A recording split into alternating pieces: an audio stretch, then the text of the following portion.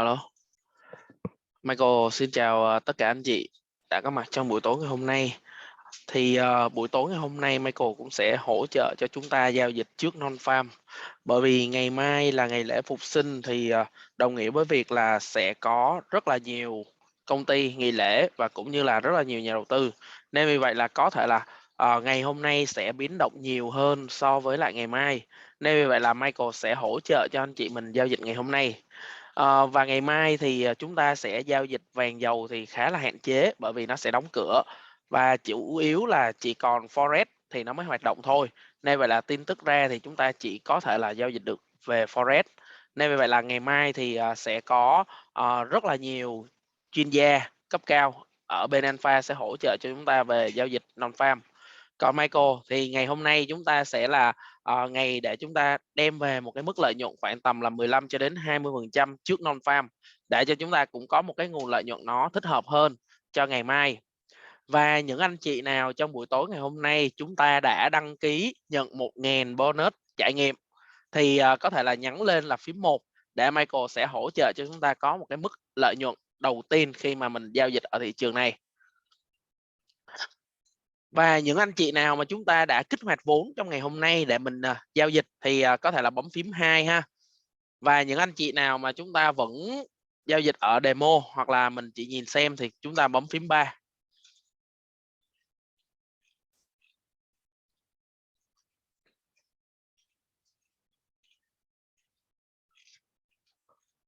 Michael chào Huyền, chào chị Ngọc Lam, chào chị Minh Tâm, chào Văn Hiếu, chào Thắm, chào Quang Lê, chào Khánh, chào tiệm vàng Kim Anh, chào Tấn Vinh, chào tất cả mọi người. Và tối ngày hôm nay thì Michael thấy là cũng rất là nhiều anh chị chúng ta đang giao dịch trên tài khoản Live, đó là nhận 1.000 bonus để giao dịch khá là nhiều. Thì ngày hôm nay là những anh chị nào chúng ta đã mở tài khoản và nhận cái ưu đãi này rồi thì tối ngày hôm nay Michael cũng có một vài lời khuyên để mình có thể là giao dịch thành công.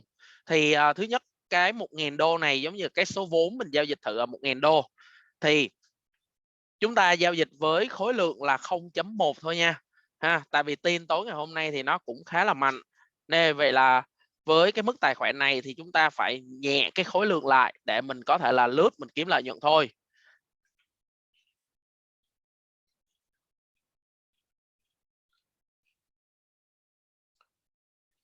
Rồi, và nhớ nha anh chị là những cái lệnh nào mà chúng ta đã có lợi nhuận rồi thì mình sẽ chốt luôn và mình không giữ lại. Nên vì vậy là anh chị mình thấy là lệnh nào đã có lợi nhuận rồi thì mình sẽ chốt lệnh đó ha. Hiện tại thì mình sẽ giao dịch khoảng tầm là 12 phút nữa là đến 7 giờ 30 thì chúng ta sẽ tiến hành vào mình giao dịch. Còn lại thì bây giờ Michael cũng báo thêm cho anh chị về những cái lệnh tối ngày hôm nay để mình có thể là mình quan tâm. Thì đầu tiên mọi người sẽ thêm cho Michael đó là về mã dầu. Tiếp theo thì mình sẽ thêm mã vàng. Rồi, thêm một mã hàng hóa đi theo nữa đó là bạc ha. Và sau khi mà chúng ta đã thêm những cái mảng hàng hóa này rồi thì mình sẽ thêm về những cái cặp tiền tệ. Bởi vì hiện tại thì chưa công bố bảng lương phi nông nghiệp, nhưng mà trong ngày hôm nay thì cái dữ liệu về tài sản cũng như là về giá tiền nó cũng rất là khắt khe. Và thời gian vừa rồi thì mọi người cũng thấy là giá vàng đã bật hơn khoảng tầm là 40 giá, từ vùng giá là 1880 cho lên tới khoảng vùng giá là 2020 và thậm chí cái phần cao nhất đã lên khoảng tầm là 2030 rồi. Và ở cái vùng giá trong ngày hôm nay thì Michael thấy á, là về những cái cặp tiền nó cũng đang bắt đầu có một cái đà tăng dần ha, nó đang có một cái đà tăng dần, như ví dụ như đồng euro nè, đây nó đang có một cái xu hướng đà tăng. Và về GU thì chúng ta cũng thấy là nó đang có một cái đà tăng, bởi vì trong cái giai đoạn vừa rồi á mọi người thấy là nó rất là hỗn loạn về cái giá cả về khí đốt và cũng như là xăng dầu. Nên vì vậy á là ở rất là nhiều thông tin trên cổng tin tức trên mạng kinh tế thế giới thì chúng ta đều thấy là bây giờ rất là nhiều khu vực ở châu Âu đã bắt đầu mua dầu của những cái khu vực ở bên Nga và chấp nhận thanh toán bằng đồng rúp Và khi mà không được thanh toán đồng rúp ở Mỹ á, Mỹ báo á, thì bắt đầu người ta đang chuyển qua thanh toán dầu bằng cái giá nhân dân tệ. Nên vì vậy là nó cũng đang khởi sắc với cái nền công nghiệp của các quốc gia châu Âu. Nên vì vậy là trong thời gian này thì mọi người cũng có thể thấy là nó cũng đang tạo được một cái đà tăng dần nè. Đó, đang tạo một cái đà tăng dần nha. Nhưng mà ở đây thì nó vẫn chưa tạo xu hướng.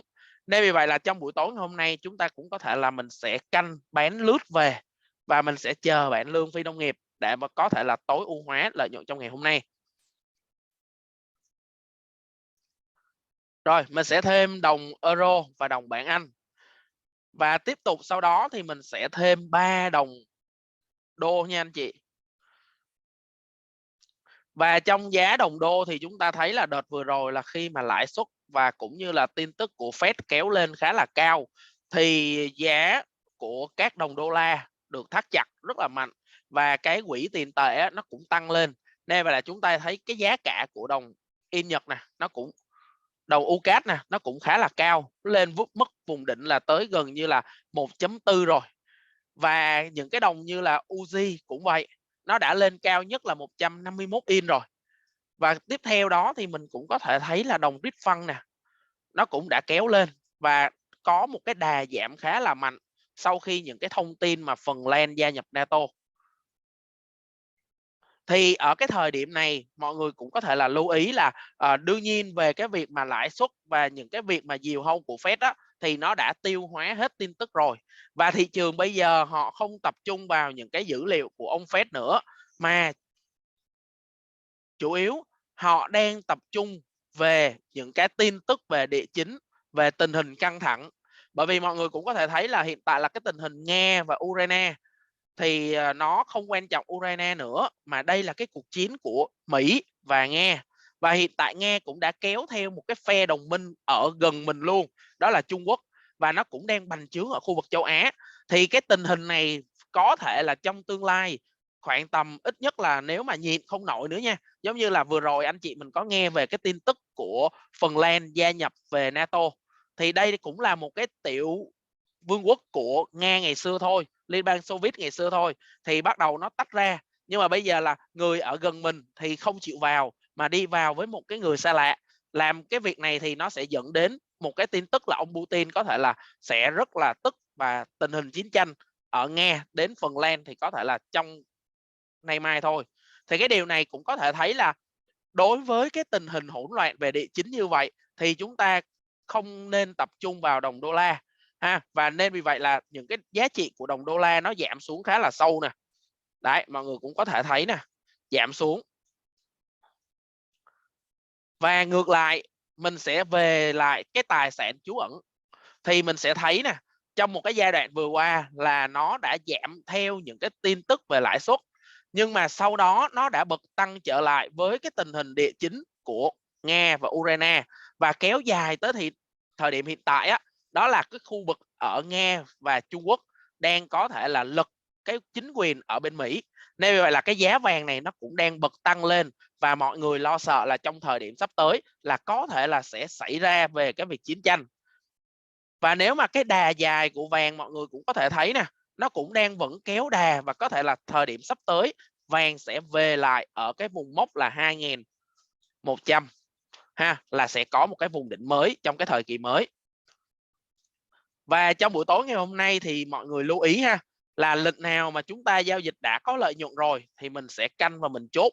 Nên vì vậy là nhớ là đừng có giữ lại lệnh khi mà cái tài khoản mình quá nhỏ hay là cái lợi nhuận mình gọi là mình muốn nhiều hơn. Ở đây khi mà mình chốt xong thì chúng ta sẽ đợi thêm một lượt nữa để mình có thể là mình mua vào và mình giao dịch.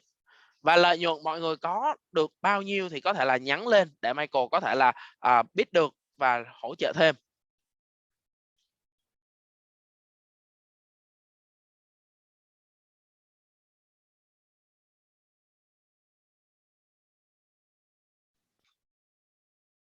Và đối với vàng thì ngày hôm qua nếu mà mọi người giao dịch về ADB thì chúng ta cũng có thể thấy là vàng được hỗ trợ tăng khá là nhiều. Bởi vì ngày hôm qua thì đối với cái bảng lương ADB và cái PMI về dịch vụ á, thì chúng ta cũng có thể thấy là về cái mức việc làm á, là được ghi nhận chỉ có khoảng tầm là 145.000 thôi. Đấy, đó là trong tháng 3 ha. Và nó đã thấp hơn dự kiến khá là nhiều so với cái thời điểm của tháng là 200.000. Đấy, nên vậy là mọi người mới thấy là cái tình hình giá vàng á, nó bật tăng ra bởi vì cái tin tức này nó không tốt. Nhưng mà sau khi mà nó được điều chỉnh á, và nó đang được báo tăng ở cái bảng lương phi nông nghiệp thì là đang là ở cái mốc dự kiến là 242.000 và có thể là việc làm trong thời điểm sắp tới là nó sẽ lên khoảng tầm là 261.000. Nên vậy là báo cáo cho thấy là điều này nó cũng sẽ làm cho cái đồng đô la tăng trưởng. Và trong ngày hôm nay thì mình sẽ giao dịch với những cái dữ liệu kinh tế tiêu cực. Thì những cái dữ liệu kinh tế tiêu cực này thì chúng ta chỉ canh mình lướt thôi ha, mình chỉ canh mình lướt thôi và lệnh nào có lời là mình canh mình chốt là hợp lý.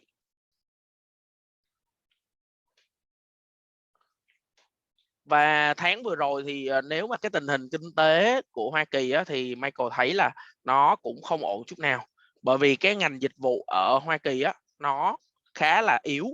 Nếu mà mọi người có theo dõi về thông tin á, thì chúng ta có thể thấy là về cái PMI công bố dịch vụ ngày hôm qua quá tệ và nó đang gọi là chững lại về cái ngành dịch vụ du lịch. Nên vì vậy là những cái ngành đó nó đang gọi là chậm cái mục tiêu nên giá tiền có thể là sẽ down xuống trong ngày hôm nay rồi sau đó sẽ bật tăng. Đó là mình sẽ dùng những cái tin tức tiêu hóa để mình giao dịch.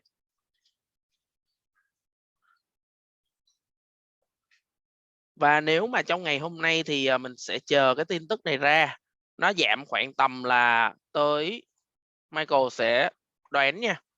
Đây, nhận định trước theo cái vùng giá mốc nó ở chart daily. Đây là mình sẽ canh ở chart ngày nha.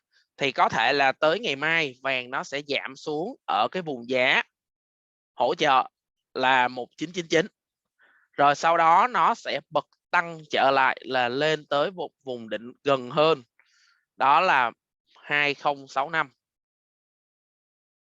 Và cái vùng xa hơn nếu mà vàng phá ở cái vùng giá là 2077 này thì nó có thể là sẽ bật tăng lên tới vùng giá là cái thời kỳ giá vàng nằm ở cái vùng mốc là 2.100 đô trên một ounce. Đấy, đó là một cái điều khá là gọi là căng. Nếu mà cái tài sản trú ẩn an toàn này nó càng mắc thì có thể là dẫn đến cái việc là người ta đang tích trữ của cải để chờ cái việc chiến tranh.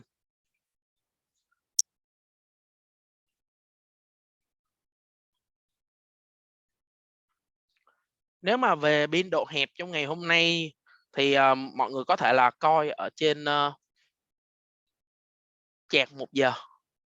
Đây, thì trong ngày hôm nay thì trong phiên Á thì nó cũng có thể là đã giảm xuống ở cái vùng hỗ trợ là 2007. Đây, 2007 ở ngay đây. Và nó cũng bật tăng lại dần trong phiên cho đến thời điểm giai đoạn mà phiên Mỹ mở ra thì nó cũng lên tới vùng giá là 2020 và nó cũng đang tạo đà giảm xuống. Thì ở đây thì chúng ta sẽ chờ khoảng tầm là 2 phút nữa để mình có thể là mình xem những cái tin tức trong thị trường tối ngày hôm nay nó sẽ di chuyển như thế nào.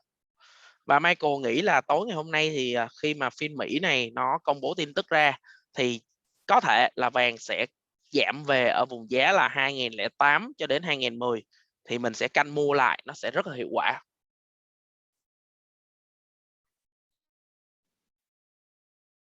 Rồi, giờ còn khoảng tầm 1 phút thì mình sẽ lia qua giá dầu chút xíu ha. Đây, giá dầu. Sau đợt vừa rồi thì cuối tháng nó đã gáp từ vùng giá là 75 lên tới 80 là nó đã gáp khoảng tầm là 5 giá. Thì cuộc khủng hoảng năng lượng này nó đưa ra thì mọi người cũng có thể thấy là rất là nhiều nơi bây giờ là cũng tập trung, thậm chí cả Nhật Bản họ cũng bắt đầu mua dầu của Trung Quốc rồi và mua dầu của Nga rồi, thanh toán bằng đồng nhân dân tệ. Nên vậy là giờ Mỹ với cái thế lực thì nó không còn là gì cả. Rồi, thì hiện tại tin tức ra thì thấy vàng đang tăng nhẹ trở lại. Nhưng mà ở với cái vùng giá này thì Michael nghĩ là mình sẽ chờ thêm một xíu nữa, mình canh sell lại ha.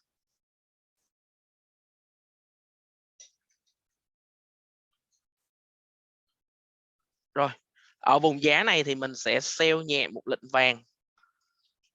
Sau đó mình sẽ sell GU. sell EO và mình sẽ buy 3 đồng đô lên.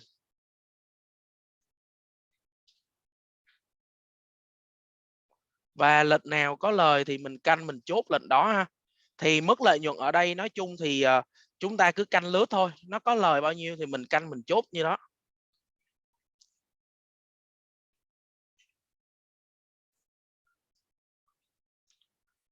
Và trong buổi tối ngày hôm nay thì thị trường giao dịch cũng khá là nhanh. Nhưng mà đối với Michael thì cái giá dầu nó cũng đang là một cái vùng giá khá là tốt để mình mua lên. Thì ở đây chúng ta sẽ nuôi dài khoảng tầm là 10 thùng ha. Vàng ở đây thì hiện tại nó vẫn còn giảm nữa. Nên vì vậy là chúng ta cũng sẽ nuôi một cái lệnh vàng giảm ở đây. Những lệnh tiền tệ, lệnh forex thì có lời thì mọi người cứ chốt đi ha. Tại vì tối ngày hôm nay thị trường ra tin cũng khá là nhàn.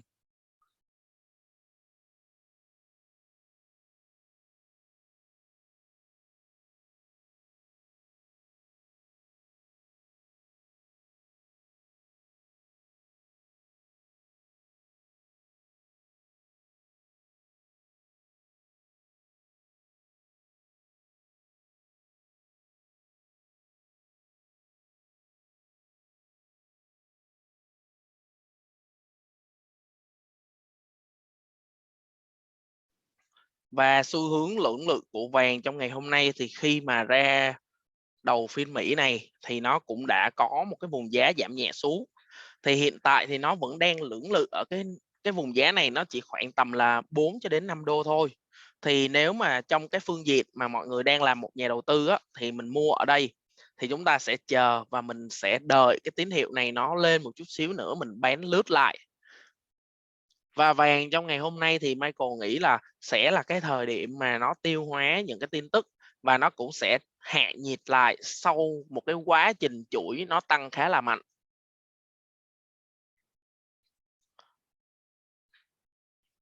Rồi, thì ở đây mình sẽ thêm một lệnh vàng nữa nha, mình sell một lệnh vàng.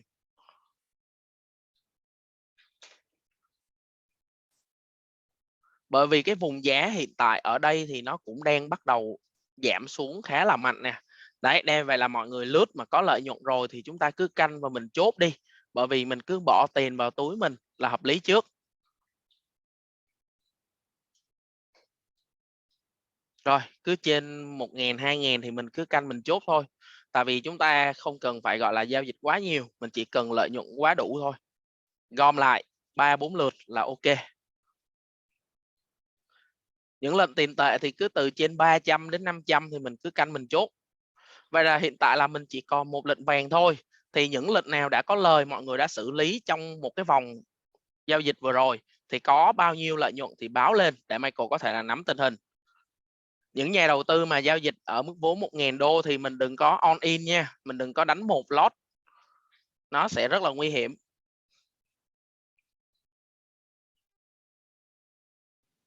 Thì ở đây nếu mà anh chị nào mà chúng ta chưa biết là cái cách thức mở và đăng ký nhận 1.000 bonus này vào tài khoản như thế nào á, thì có thể là liên hệ với các bạn chuyên viên tư vấn để hỗ trợ cho mọi người nhận cái chương trình này.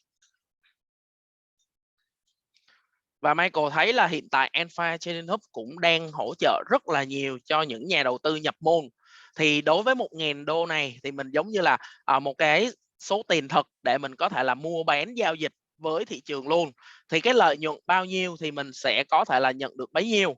Và với điều kiện là chúng ta chỉ cần nạp tối thiểu là 1.000 đô và nhận trên 225%. Mình sẽ nhận trên 25% tổng mức lợi nhuận. Tức là nếu mà 1.000 đô anh chị mình giao dịch trong vòng khoảng tầm 3 tới 5 phiên đi thì các bạn chuyên viên tư vấn sẽ hỗ trợ cho mình giao dịch. Và ngoài ra là tín hiệu của Michael thì 1.000 đô mỗi ngày mình lợi nhuận khoảng tầm là 50 cho đến 100 đô. Thì trong vòng một tuần là mình đã kiếm được khoảng tầm là hơn gần như là 1.200 đô. Thì nếu mà mình nạp vào 1.000 đô thì mình sẽ nhận được thêm khoảng cái tỷ suất lợi nhuận á, là 25% là được 250 đô. Đấy, rất là dễ để cho chúng ta có thể là giao dịch trực tiếp luôn.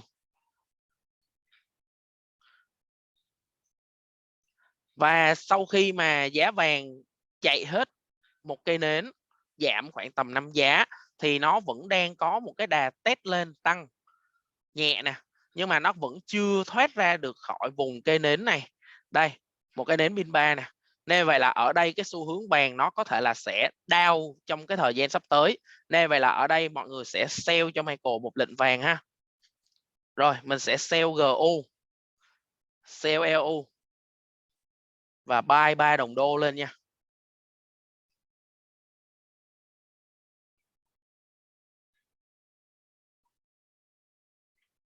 Và lưu ý thì lệnh nào mà có lời á thì mình canh mình chốt nha.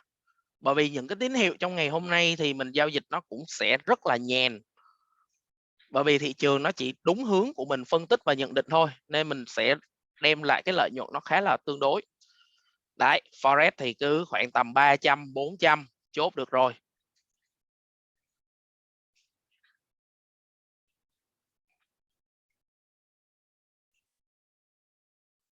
Rồi, thì thêm một vòng lệnh nữa thì chúng ta lại bắt đầu chốt lời rồi.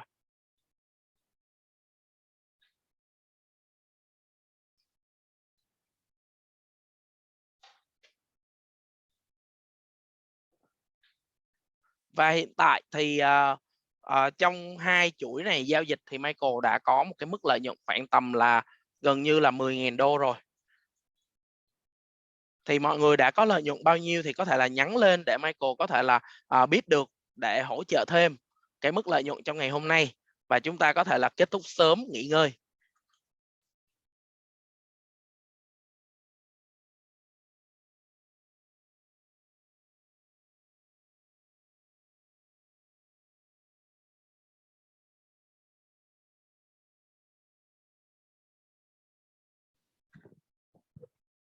Rồi, và tiếp tục thì bây giờ đối với cái nến này thì nó vẫn đang là một cái nến giảm, nên chúng ta sẽ sell tiếp ha. Rồi, mình sẽ sell thêm GU, sell LU và buy 3 đồng đô lên.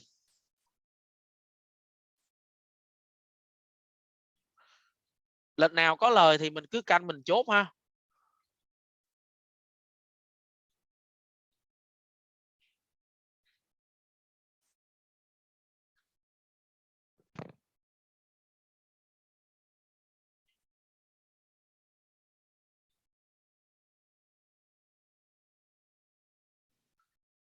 Rồi, lưu ý lệnh nào có lời rồi thì mình cứ chốt nha.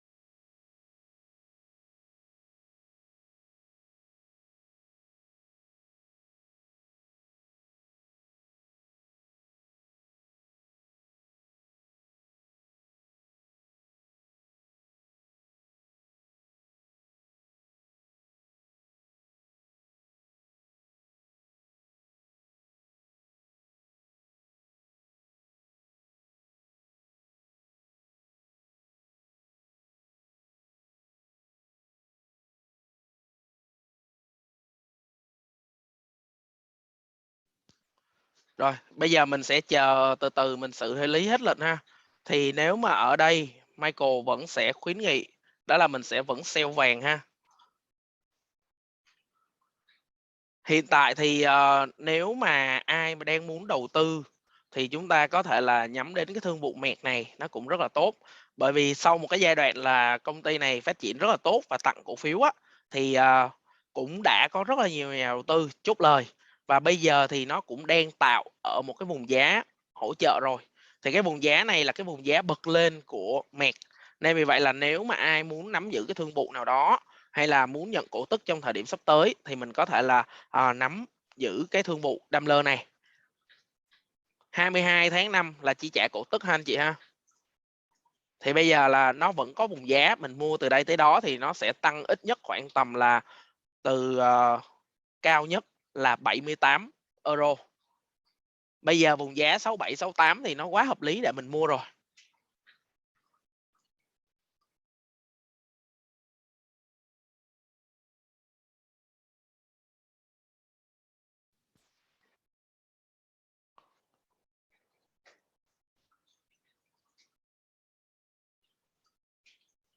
Rồi, và trong buổi tối ngày hôm nay thì, Michael cũng sẽ kết thúc nhanh bởi vì, có một số việc để tối ngày hôm nay, hỗ trợ cho một cái tập thể khác.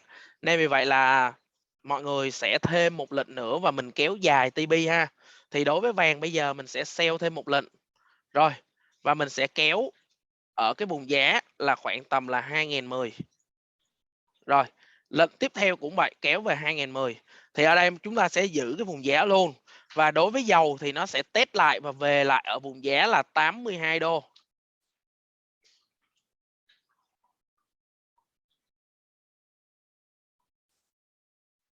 Mọi người sẽ đặt TP cho Michael là 82 đô. Rồi, tiếp theo đó là về mã USD CHF thì chúng ta sẽ kéo lên khoảng tầm là 200 pip.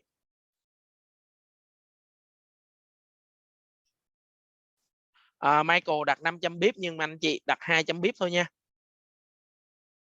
Rồi, còn đối với UCAT cũng vậy, mình kéo lên khoảng tầm là 300 pip. Và GU thì ở đây chúng ta sẽ sell thêm một lệnh nữa và mình sẽ kéo khoảng tầm là 500 pip.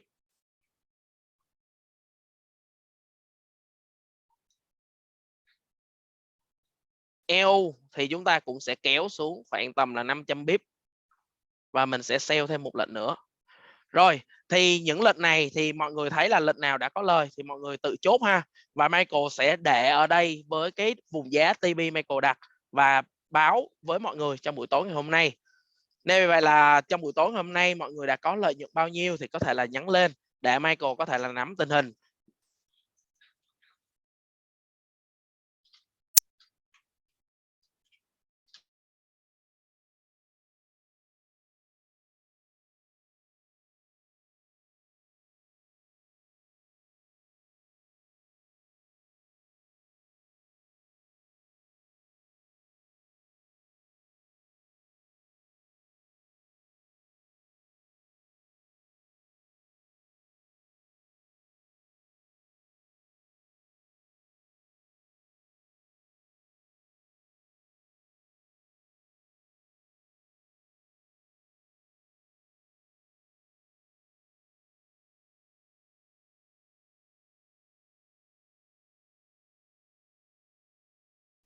Rồi, và Michael cũng thấy là rất là nhiều người đã có lợi nhuận khá là cao.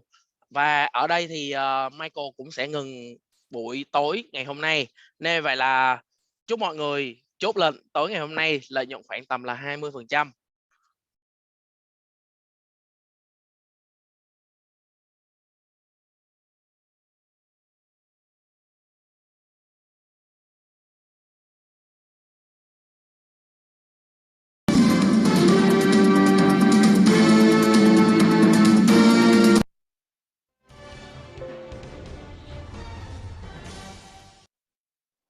Xin kính chào và cảm ơn quý vị đã theo dõi bản tin toàn cảnh 24 giờ trưa trên VTV9 Đài truyền hình Việt Nam. Ngày hội đầu tư tài chính Expo Info Finance vừa được tổ chức sáng nay tại thành phố Hồ Chí Minh và đây là một sân chơi hữu ích dành cho các nhà đầu tư nhằm tìm hiểu các kênh đầu tư mới, chia sẻ kỹ năng đầu tư trên thị trường tài chính quốc tế và trong nước. Mô hình Ngày hội đầu tư tài chính Expo Info Finance được tổ chức dưới hình thức triển lãm tài chính, bao gồm chùm sự kiện talk show, đối thoại, giao lưu với các doanh nhân, thương hiệu tài chính hàng đầu trong nước và quốc tế. Tại Việt Nam, đây là lần đầu tiên sự kiện này được giới thiệu đến công chúng, giúp nhà đầu tư trang bị thêm kiến thức và tư duy mới trước thị trường đầu tư trong nước và quốc tế đầy biến động. Từ đó sẽ làm chủ được tài sản và dòng tiền của mình khi bắt đầu đầu tư ở một kênh tài chính bất kỳ. Nếu bạn đang kiếm tiền trên YouTube thì đây sẽ là video quan trọng nhất mà bạn cần xem. Một phương pháp làm YouTube mới gần đây đã